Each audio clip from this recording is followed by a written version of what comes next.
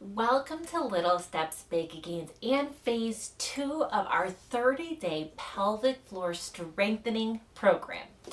So as a review for phase 1, I know it sounded like a lot, but it was really hopefully only about 15 minutes a day. But at this point, you should have kind of mastered the ability to do elevator exercises twice a day, getting up to holding it for 10 seconds. 10 repetitions. Those were your elevator exercises to really target the top layer of the hammock that's responsible for holding and lifting with endurance.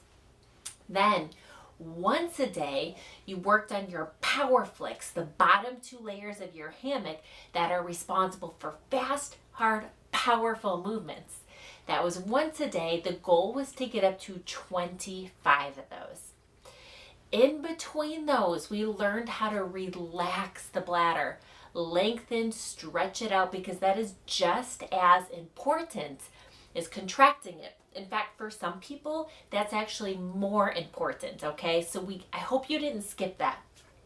But we did that through our diaphragm. So cool, right? So those were the things from phase 1 that I hope you've mastered before coming to phase 2. Because here we need to learn coordination and timing. Pelvic floor coordination and timing. This is not something we're often taught, but technically our pelvic floor is supposed to coordinate with the rest of our body. All right, so as a review, we have this whole trunk thing, all right? This piston. On the top is the diaphragm, that's a dome that faces down. On the floor, on the bottom, is the pelvic floor, which is a hammock that faces up, okay? On the front side, we have our abdominals, and on the back side, we have our back stabilizers along the spine. All right, that's our piston. So when we breathe in, that dome of the diaphragm lowers and flattens down. We inhale, let all the oxygen come in so that the lungs can expand out. We need to make room for that expansion, right? The diaphragm's got to get out of the way. So it lowers down. So what happens to the hammock? We want the hammock to lower with it. So the hammock's going to lower down. See the way it kind of got longer? All right. We passively, we exhale, so the diaphragm passively recoils back up. That is when it's time for the pelvic floor to lift. That is the timing of it, okay? So they work together and coordinate. That means that when we exhale, that's when we're supposed to lift the pelvic floor, during the exhale. So this is where that neck exercise comes in, or that pelvic brace activity. It's the same name, okay? When we cough, sneeze, or when we're right about to put some abdominal pressure in via like a sit to stand or a lift, contract that pelvic floor beforehand. We want to reinforce that reflex there. All right, that is what we're going to practice. Okay, so let's start with our elevator exercises. The first 5 of them, nothing changes. We're just reinforcing that holding for 10 seconds, okay? Our toes are pointed out. We breathe in, bring the toes in, lift the elevator, hold it at the top level for 10 seconds. Nothing has changed, okay? We bring it out, we relax. That's the first 5, no changes. Now let's add some coordination, okay? So what you're gonna do is breathe in, breathing out, lift that pelvic floor up the elevator, but at the top level, you're gonna cough 3 times.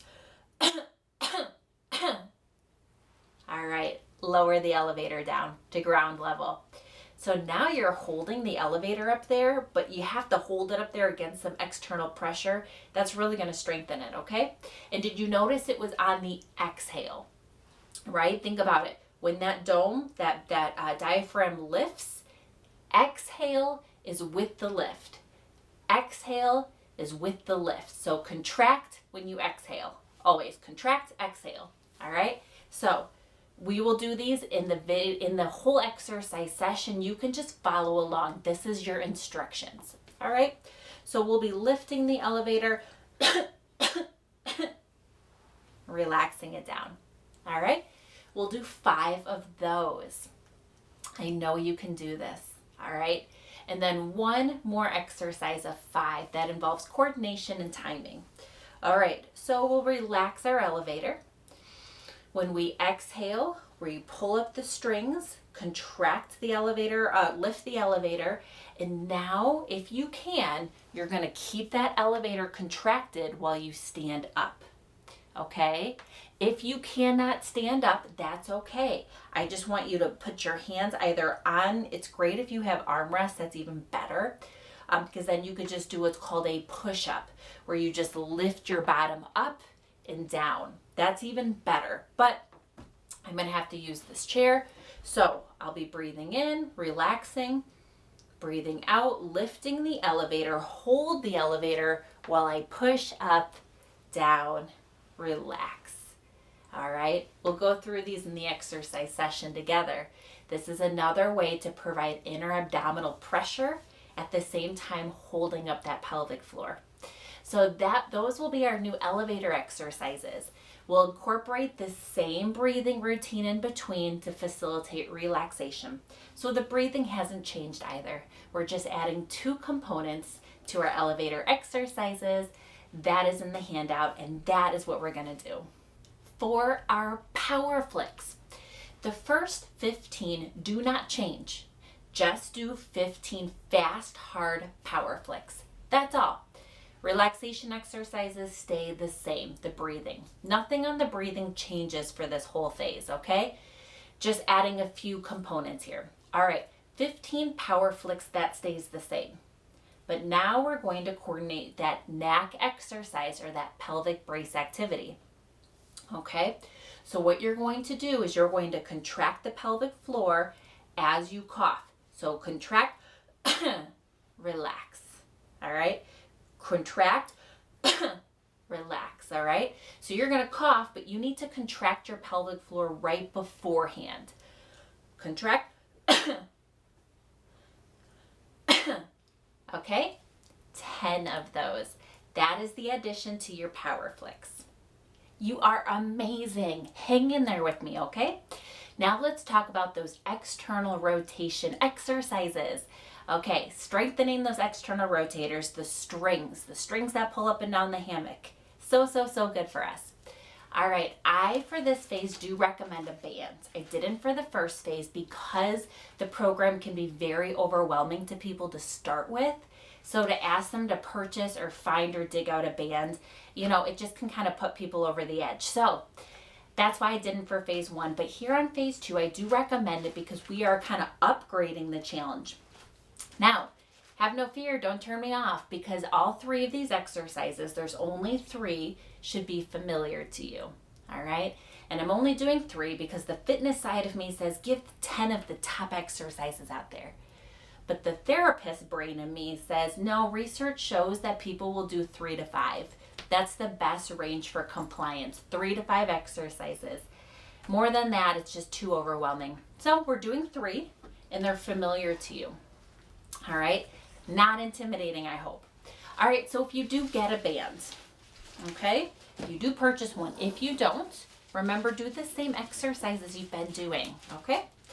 All right, wrap it around your thighs. Yes, I have Sharpies at the end of mine for my handles because I'm an occupational therapist. We get creative with very expensive equipment. Okay, guess what the first exercise is? Windshield wipers, okay? Feet are hip width apart, rotating your toes in and out. Does that look familiar? Absolutely, it should. It's what you've been doing. You're just adding resistance. The trick is when you rotate your toes out, you need your knees to rotate as well, okay? They're gonna wanna curl in. Don't let them curl in, keep them out. That's where you're strengthening those external rotators, okay? Number 2. Hey, does this look familiar? Yes, you were doing that. But now let's make it a little bit more challenging. Let's start with one knee out. Keep that knee there. Well, the other knee moves, okay? So one knee stays and the other knee moves. Now let's switch, okay? Well, you're not, you're just watching. You'll do these with me. Okay, so for me, it's my right knee. For you, it might be your left. Your other knee stays, okay? And the other knee moves. We'll be doing 5 on each side. That's your second exercise. The third exercise, we're gonna do our step overs, but modify those, or quote unquote, upgrade them, as we say in the therapy world. So our feet are hip width apart. You're going to, guess what? Step over. Nothing changed there. The toes pointed out. However, hold that leg there while you take your other leg, step it out. Don't let that first knee curl in, okay? Then step the right, for me it's my right, step in, step out, out, in. So it's out, in, okay? The temptation for your knees is going to be to curl in. You have to keep them out. That is the strengthening component. Out, in. We do 5 leading on each leg. Those are your 3 exercises. So join me for the exercise portion. Just grab your band, do it along, and I'll guide you along the way. You can do this, okay? So I hope you've been keeping those 3 things. Your log, where you're logging how often you're going to the bathroom. When you're going, are you having accidents? How many accidents are you having? Is it just kind of like a dribble, or are you like kind of really spilling urine? How many incontinence products are you going through? Keep that log. People will say, when am I going to see results? And this is a really difficult question to answer because everyone is different, okay? If I start working with someone that already has the strength component there, just they're missing a lot of timing, coordination, we show results within a few weeks. But if I have another individual who's struggling both not only just with weakness, but at the same time relaxing and coordinating, and there might be some neurological underlying conditions there, for these individuals it could require 4 to 6 weeks just to begin to show progress. Sometimes up to 3 months, okay? It also depends on people being consistent, okay? If I get someone that's so motivated, who's doing this 3 times a day, their hip rotation exercises, and then they're also including posture, maybe Pilates or yoga for core strengthening. Here they're actually integrating a lot of different things. They're also finding results a little bit faster, 3 to 4 weeks. So because everyone starts at a different place, everybody has specific areas of weakness, and everyone's doing different things. Maybe you're really, really active in the community. Maybe you're boxing on your days off if you're in rock steady boxing or something, and versus living more of a stationary life, being mobile or not mobile. So I'm so sorry that I cannot guarantee you will find results in 3 weeks and 2 days. I can't guarantee that. But I can guarantee that these are exercises that do have a lot of benefit for most people I've worked with because the research supports all of it. We're following what the research studies say. We're taking those protocols and integrating them into one program. The second thing that I hope that you've really integrated is community. If you're finding results, it's even a better reason to grab that community of phoning a friend and saying, hey, I'm finding results in this. It sounds kind of confusing, but hang in there because you'll get the hang of it. And then that third thing is that calendar. I find calendars beneficial, but if you have one, I hope that you're writing that big A on it, reinforcement that you are absolutely amazing for doing this. Also, if you're hanging out with me, I'd love to see some likes, some comments, some emails, community interaction. It's so encouraging for me as well because this is not just your journey. I want to be a part of it with you, okay? As I always say in all my videos, we're in this together. So thanks for joining. Jump along in the next video because we're going to be doing a whole session together where I can walk you through these exercises because together, little steps, we can make some big gains.